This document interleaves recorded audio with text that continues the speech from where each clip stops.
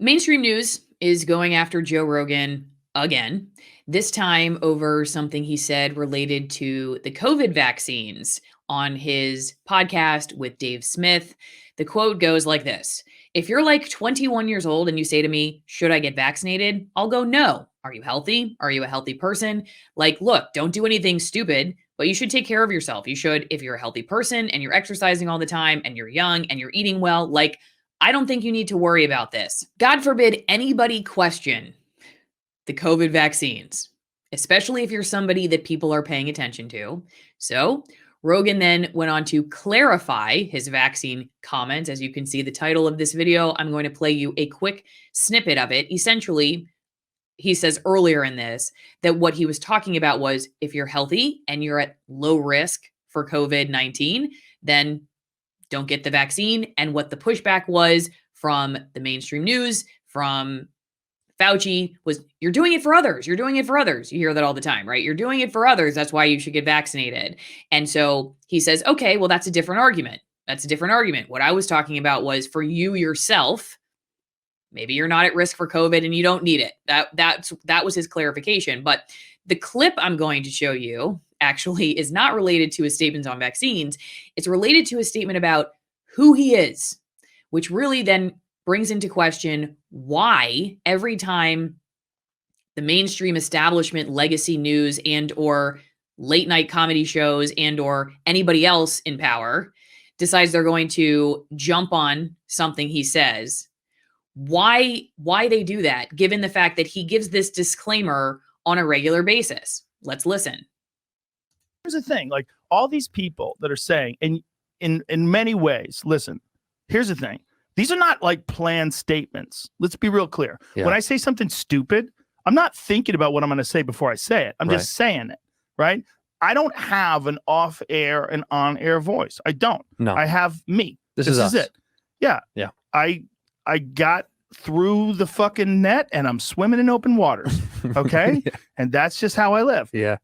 I don't like, if you say you disagree with me, I probably disagree with me too. I disagree with me all the time. If someone said you have, young, healthy 21-year-old people who eat well and exercise are not at high risk for coronavirus, but you should think about other people, I would say, well, that's a different argument. And yes, that makes sense. Real fast to that point about doing it for others. This is from the Mayo Clinic, but I have shown basically the same thing from the briefing documents that the pharmaceutical companies gave themselves to the FDA. And that is this: keep in mind that if you're fully vaccinated, your risk of getting COVID-19 might be low, but if you become infected, you might spread the disease to others, even if you don't have signs or symptoms of COVID-19. And that is because they don't know if getting vaccinated is going to keep you from transmitting the virus to somebody else. Now, to Joe Rogan's point about not claiming to be the authority on things, Rogan literally says this all the time,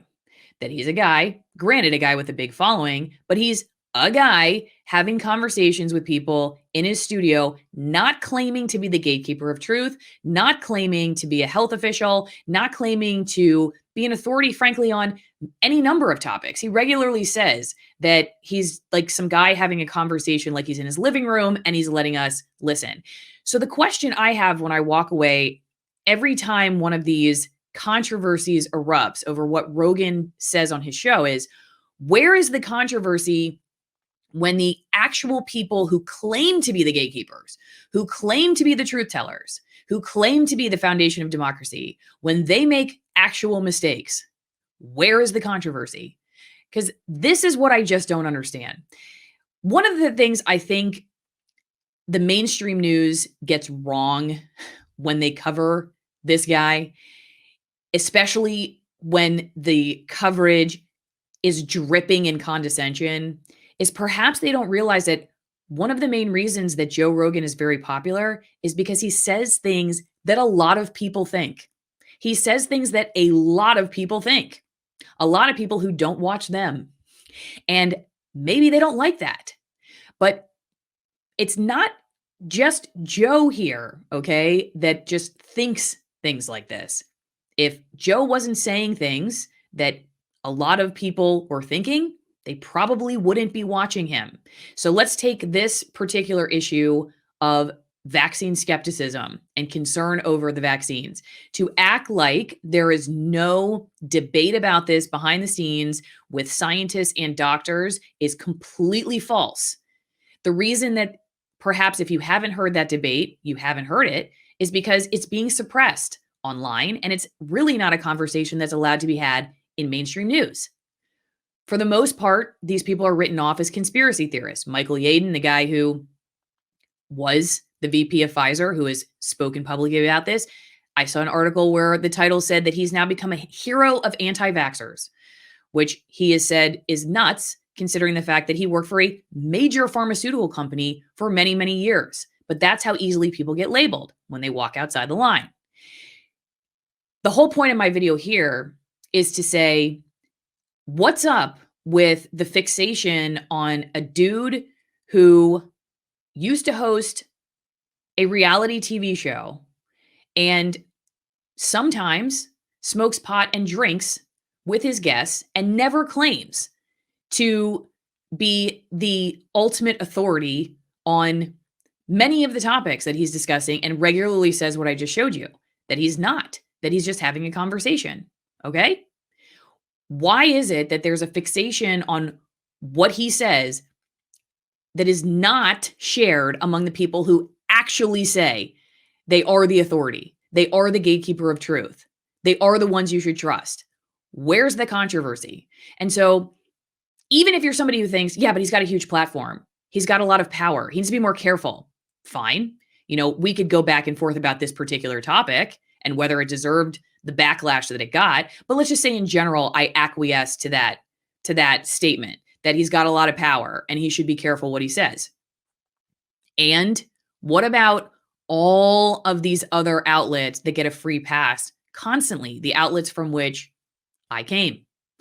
So I'm not going to say too much on this other than I felt the need to talk about it because I'm really fascinated. I am really fascinated. I do think fascinated is the right word, actually. Not even frustrated, though it is annoying. But I'm fascinated by this phenomenon. I'm fascinated by this phenomenon because Joe Rogan, in a lot of ways, I think is misunderstood by the mainstream media. I heard Glenn Greenwald interviewing somebody about this topic the last time Joe Rogan made it in the news. And the guy said Joe Rogan is a political liberal, but a cultural conservative. Maybe that's true. Not sure what you guys think about it. Whatever Joe Rogan represents, there is something about him that when he says something that the establishment considers out of line, he gets very little grace for it and far less grace than they give each other. The people who actually do claim to be the authority. I mean, look what happens when you do a quick Google search of Joe Rogan vaccine. Joe Rogan's bad vaccine advice has an upside. John Oliver rips into moron Joe Rogan over COVID vaccines. John Oliver, I guess, got a lot of coverage too for talking about this and calling him a moron. Podcast host Joe Rogan clarifies vaccination comments. I'm not anti-vax. Joe Rogan responds to backlash against his vaccine comments. I'm an effing moron. I mean, if imagine you're a doctor, okay? Imagine you're a doctor or a scientist out there, of which there are, who are having these conversations behind the scenes, questioning and concerned, and you see this kind of thing is happening. You're not talking about this. You're not talking about this. Imagine being Dr. Brownstein, who I've had on the channel before, who's not even like publicly slamming the vaccinations. He was on my channel talking about how he hopes they're safe and effective. But he talked on his website about other treatments for his patients, and the Federal Trade Commission came after him. So do you think that we're getting a fair and honest and open dialogue about all of this? We're not. We're not just because there's serious social shame, re Joe Rogan, but the government's coming after people. The big tech companies are coming after people for questioning it. And you know what this is doing, actually? The shaming, the silencing, the disabling of comments, the disabling of the like to dislike ratios on videos that even touch on this, especially the ones that are sort of pro-COVID vaccine, pro-COVID lockdown stuff. I get the sense that these videos are meant to move the public in a particular direction. Okay? That's why I think they're there. I don't think that the disabling the comments, the taking the dislike and likes away, and the social shaming is going to achieve that result. What I see in my comment section and what I hear from people who are skeptical of all of this is that it's making it worse, that it is amplifying their skepticism and their concern, because it feels like a heavy campaign and not something where people feel comfortable expressing their concerns and are allowed to hear other sides. And so that makes people wonder why. So I'm going to leave it there. If you're watching this on YouTube, there are links in the description for other platforms where you can support my work that likely will not kick me off. If you're watching on one of those platforms, thank you. There are also links in the description for how you can support my work, and I will see you next time.